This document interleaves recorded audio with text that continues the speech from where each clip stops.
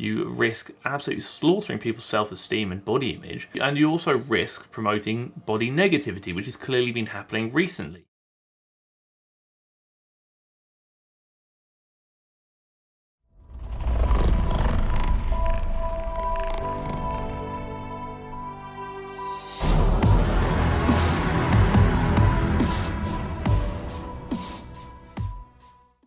Yes, the nose in the last video was upside down, but the reason it was upside down is because if I put it the right way up, it got very floppy very quickly. And if there's one thing you don't want, it's a floppy nose. Especially a floppy nose slapping around your face. It's not the best time. Very quickly, actually, very quickly, before I start, obviously, if you aren't aware, I am co-host of a fitness podcast called Pump Fiction, which is always linked down below in the description box. But now we have actually released a Pump Fiction YouTube channel, and we will be uploading the podcast in video format onto that YouTube channel, obviously linked down below, in addition to the audio files to your regular streaming sites like Spotify, Apple Podcasts, all the good stuff. Yes, so if you care to listen to me waffle for even longer than normal, then please check it out. I would very much appreciate it. This video, again, a bit out there, because this has been popping up quite a lot over the last few days on my old TikTok machine. I thought, actually, you know what? I'm glad this did, because this brings me back to a video I did many years ago, a video some of you may have seen, and it also kind of delves into the realm of, I think, a pretty important discussion to have. So no, this video won't be particularly informative, nor will it be particularly training based, but it'll be surrounding what I consider to be deeper and quite important topics, such as the realm of body image, body positivity, and mental health. So I will throw a quick trigger warning out there now that this video will cover. So again, if anything shown throughout this video, anything discussed throughout this video negatively impacts you, please don't continue watching it. Prioritize yourself, your happiness, and your mental health. Don't you worry about me. Before we get onto the video, I know you're eager to know what's occurring because you've seen the title, but before I tell you what is occurring, we must do what needs to be done before we can occur. If at any point you decide you like the video, please let me know you like the video by dropping a like on the video. 1,250 likes in the first 24 hours is the goal, so if we can shoot for that, that'll be bloody extraordinary. If you haven't already, please do consider subscribing to the channel, and maybe even the bell next to it so you get notified when I upload every week, twice a week. And if you have a question you want me to answer at the end of the next video, drop it down below in the comment section for comment question of the week, and I shall do so. A bit of a more sophisticated headwear today. I was gonna say actually headwear today, considering the last piece of headwear wasn't actually headwear, it was more facewear. Does that count? Have you ever seen like the original Jurassic Park movies? I feel like a bloody park ranger, and I kind of like it. I just don't want to get in a scrap with a pterodactyl, you know? I don't like my chances there. So we're going to watch this video very quickly to give a bit of context surrounding what's been occurring, and then I'll elaborate myself in a moment. What is going on with Gymshark? Check this post out on Instagram. You can't even comment because it's getting that much hate. A lot of former sponsored athletes by Gymshark have been posting laughing at this image. The previous sponsored athletes saying they're not laughing at the people in the image, they're laughing at the company. This is how Gymshark started out. They were promoting aesthetics.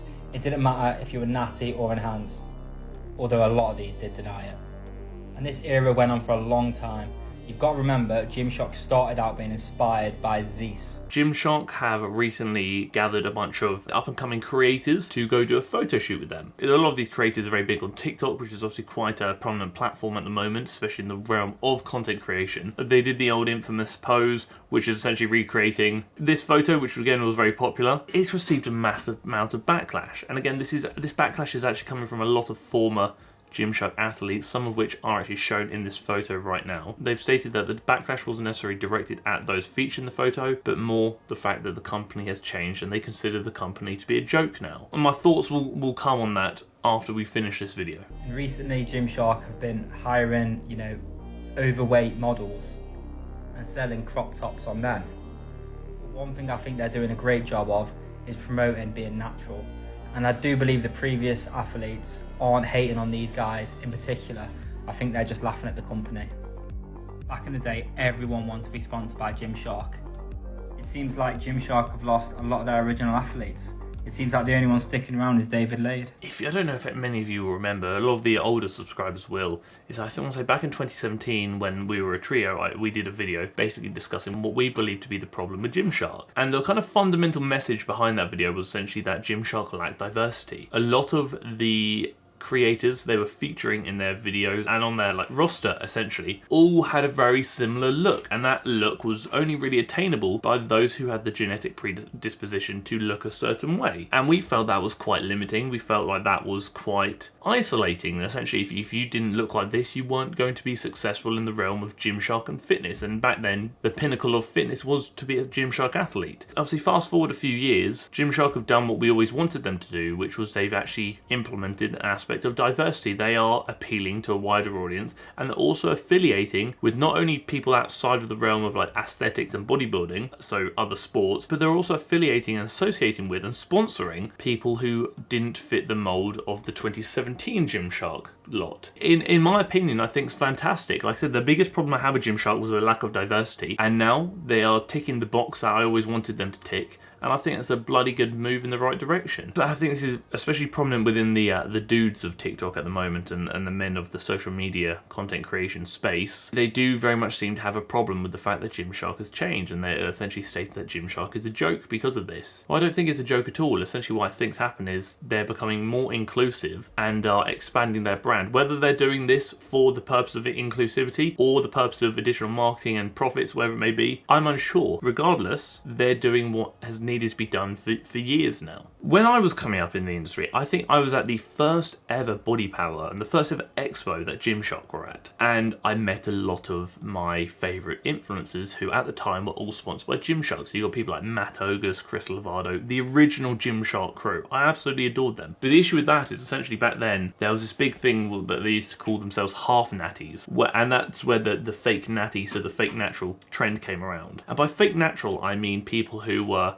potentially enhanced, so taking PEDs, performance enhancing drugs, steroids, but were claiming they weren't. And at the time I believed that everyone was natural. And then there was a big push saying actually, maybe they weren't natural and maybe they were lying to you. And essentially that contributed to slaughtering my self-esteem personally, because again, it made me feel like not only had I been lied to, but I'd spent so many years chasing a physique or chasing a goal which wasn't realistic, nor was it attainable naturally at the time, because essentially I was putting in all this work at the gym and I wasn't achieving the results they had achieved. And like I said, I felt really bad about myself. In all honesty, I felt like I was the problem and I wasn't cut out to be on this fitness journey to some extent. And then we shifted forward to the next real generation of the Gymshark athletes, on the side of men anyway, and they look like this, again very aesthetic physiques. But then we flip it forward even further and they've obviously changed.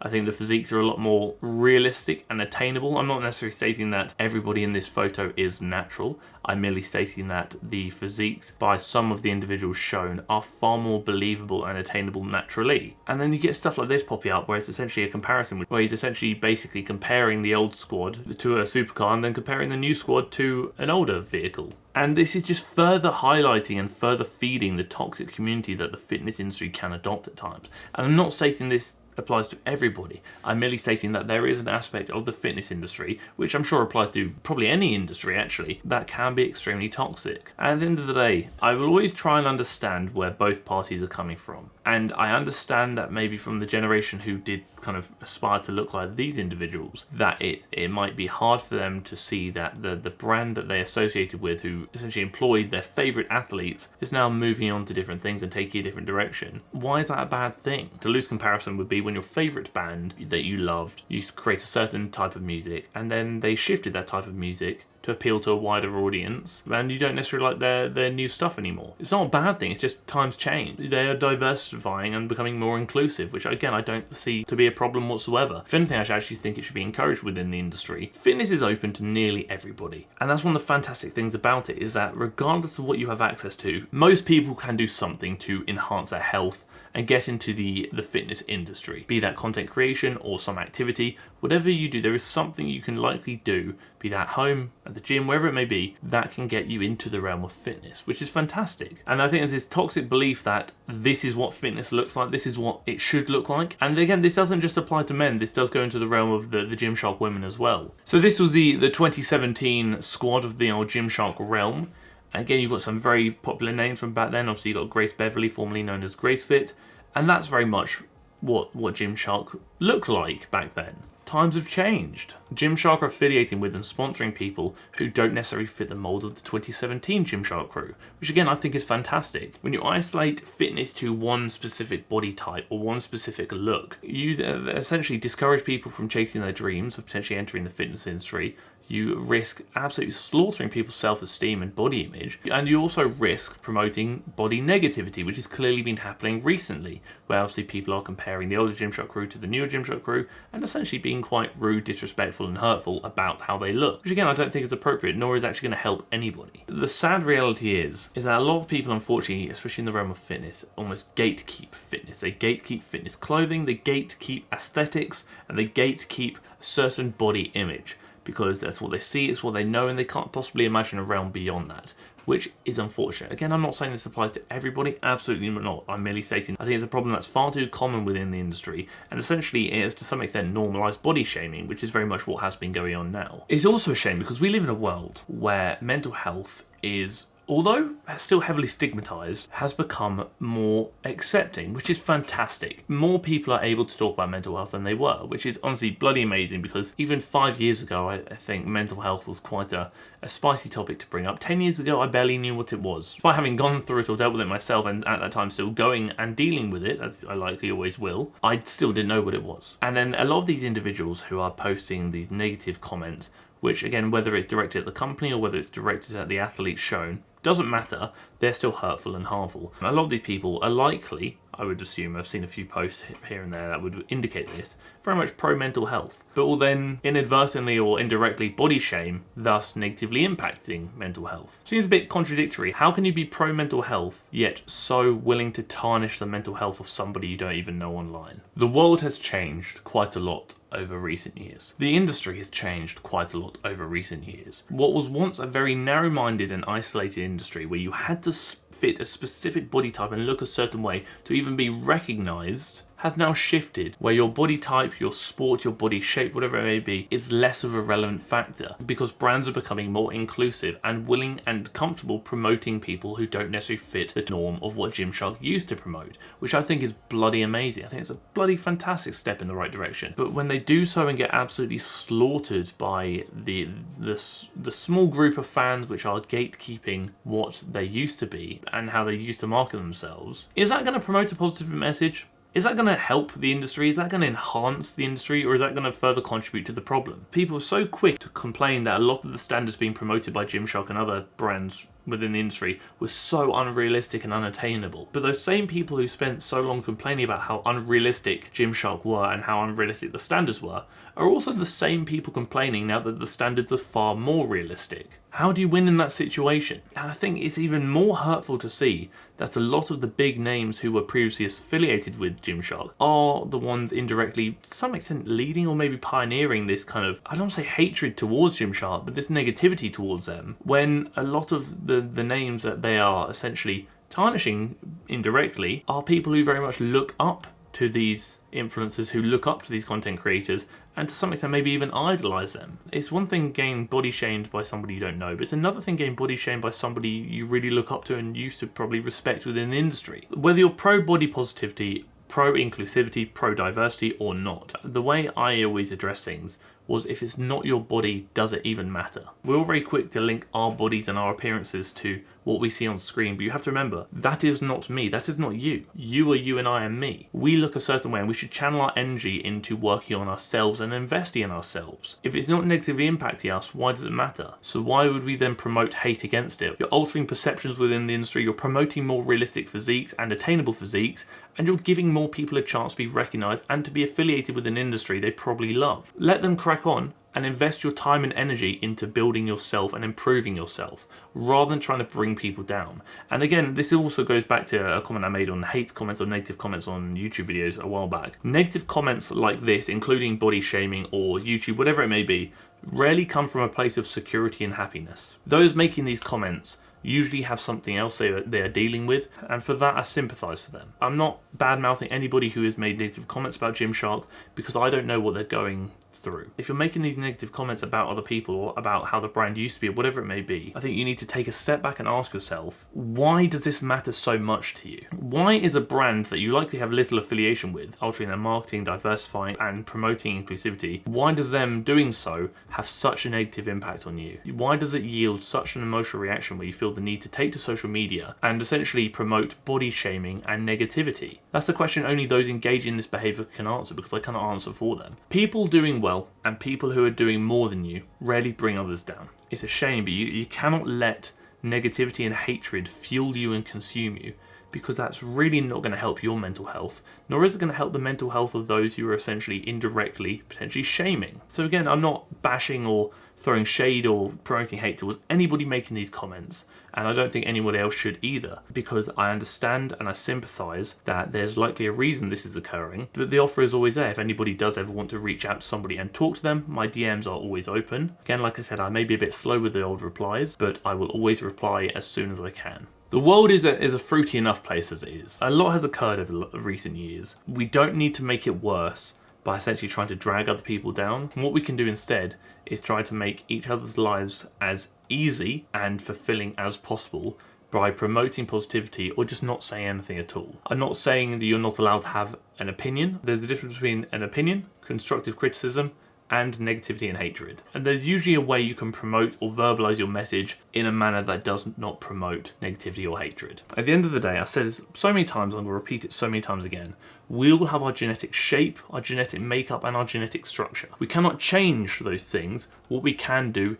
is enhance them. We can work on them, we can become better versions of ourselves, be that physically, mentally, emotionally, whatever it may be. We can work towards becoming better versions of who we already are. And that's not to state we are bad as we are. That's merely to state that what is good could be even better. So again, if you're watching this video and you're feeling a bit uncertain, you feel a bit like your motivation has been hindered recently, or maybe that these comments online that you may have seen or may not have seen have negatively impacted your health or your mental health, please don't consume content that negatively impacts you. Remember, hatred and negativity rarely comes from a place of security and happiness. You can only do what you can do. And what you're doing, I tell you now, is more than enough. Whether you're absolutely smashing your training, smashing your food, wherever it may be, or whether you're going through a bit of a blip with your mental health, if that is what you can manage currently, I tell you now, that is more than plenty. Nobody is consistent 24/7. If they say they are, they're probably lying to you. We all go through ups, we all go through downs. If you can look back a month, 6 months, a year, 5 years, 10 years, am I further along my journey now than I was back then? And say yes to that question, you're making steps in the right direction. But if the answer is no to that question, don't beat yourself up. You've likely gone through some things. The last few years in the world have been a bit of a shambles, to say the least. You have to remember that fitness will always be there. You need to prioritize what needs to be prioritized at the moment. You need to prioritize your mental health and your happiness. And if for whatever reason, fitness or social media, whatever it may be, is hindering that rather than enhancing that, something needs to change. It's just because you're not where you want to be now doesn't mean you won't be where you want to be in the future. You reset, and when you're ready to do so, you crack on and start moving forward again. You know, baby steps are still steps. I think oftentimes we neglect to realize and neglect to appreciate how significant those baby steps actually are. Please remember, not only are you doing great, and not only are you doing more than enough, you are also great, and you are also more than enough. But that's it, that is the video. And now we must obviously crack on with comment question of the week. Every time I do some kind of back exercise, I mostly feel it in my biceps. At first I thought that there is something wrong with my form, but my form seems to be okay. How can I better activate my back muscles, and how can I get a good back muscle-mind connection? Sensation doesn't necessarily correlate to effectiveness. Sensation and tension are two different things. When looking at like building muscle, sensation won't necessarily yield results. Tension will, and you cannot use my muscle connection to determine whether a movement is effective. Two big things I'll say when looking at back musculature specifically is, are you using wrist straps to eliminate as many weak links as possible? Another thing is, look at your execution. I know you said your form was fine, but really make sure your form is fine. Really make sure that your execution is on point. Could you maybe alter your hand positioning? So if you're doing like a row and you're holding your hands quite high, could you maybe drop your hands a little bit lower, thus reducing elbow flexion slightly, thus reducing how involved the biceps are? Things along those lines. Play around with execution and play around with straps if you haven't already. And again, if you want to send me any videos, then ping them across to me on Instagram. I can certainly have a look. But yeah, that is it. that is a video. 1,250 likes in the first 24 hours is the goal, so if we reach that, that'd be bloody stupendous. If you haven't already, please do consider clicking the red button down below and subscribing to the channel, and maybe even the bell next to it so you get notified when I upload every week, twice a week. If you too have a question you want me to answer at the end of the next video, drop it down below for comment question of the week and I shall do so. Thank you for tolerating me. Thank you for tolerating my waffle rant and Jurassic Park hat, and thank you for tolerating the video.